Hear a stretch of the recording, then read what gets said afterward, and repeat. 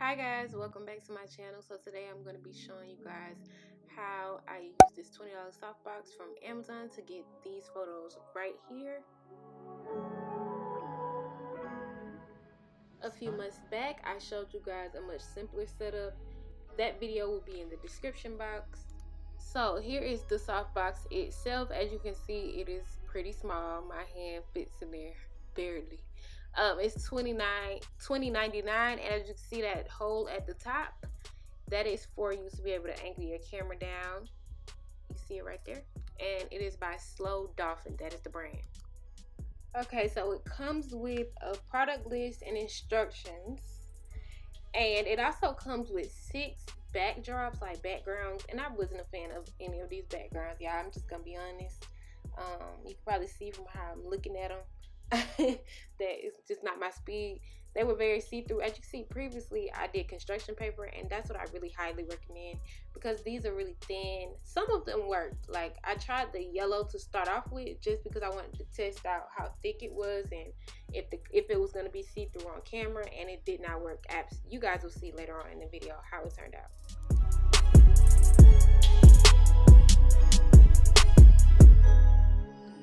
Okay, so now I'm just putting it together, basically just snapping it together. It's just a couple buttons on each side of it that you just snap together. It's pretty much common sense. You really don't need the instructions at all.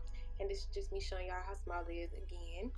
And as you can see, I told y'all before that I went with the yellow backdrop.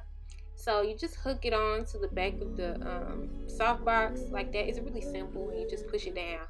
And as you can see, even still here, it is very see-through.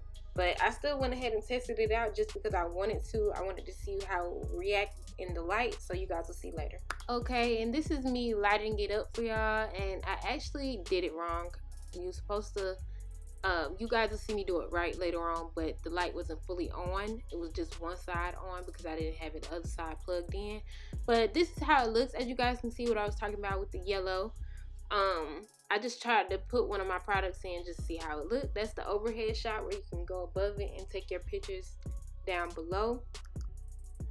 Okay, so on the first round, I'm going to be taking pictures with my DSLR on the green A function, and this is the Canon EOS Rebel T5, and I'm just going to be, you know, repositioning and taking a few shots that I feel comfortable with and going from there. And as you can see, I did use the overhead, I'm just gonna call it the overhead hole.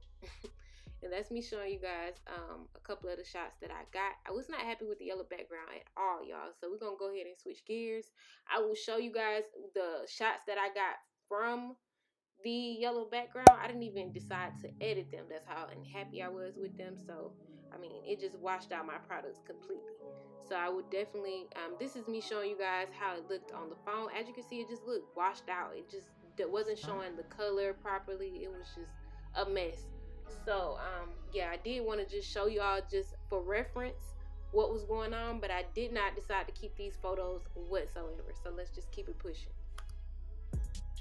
So guys, I was determined to make this work, so I had to try again. And as you can see, that's what I was talking about before, where both pieces had to be inserted for both lights to come on, and I did not do that previously, so I had to go ahead and fix that. And as you guys can see, this time I am trying it with the black backdrop, and that was the best decision I had made all night. I actually had to come back to this a separate day because I was just so frustrated. But as you guys can see, the black just looks a lot better against my products. Maybe if I had products of a different color, the yellow would have worked best, but just for how my packaging looks, the black against it just worked best. I also had to add in my ring light, you guys, because the softbox produced a lot of overhead light, but as far as like lighting facing your product, there wasn't a lot of that. So I had to go ahead and add that in just for the perfect shot. I mean, when I tell y'all I got the perfect shot, I got the perfect shot. I will run it across the screen. I actually got this shot from my camera itself, and the next shot that I'm going to show you guys will be from my iPhone. And what I will tell you guys is I did not show you guys any editing. I do all of my editing on befunky.com. If you guys want a separate video for that, please let me know. I just didn't want to crunch too much into it, but I did go into depth a little bit in my previous video. So if you guys want to know right away some editing tips that I have, you can go ahead and watch my older video. And overall, I must say, y'all, I did end up liking it. However, I just feel like my older setup was a lot more feasible, and you didn't have to spend an extra $20. If you got $100 to get a ring light, I would suggest just getting a ring light, getting some construction paper, girl, getting you a good setup, because you can kill so many birds with one stone, because you can use a ring light for so many things. So I would definitely suggest that you guys invest in a ring light instead of a softbox, just because I just feel like you get more bang for your buck.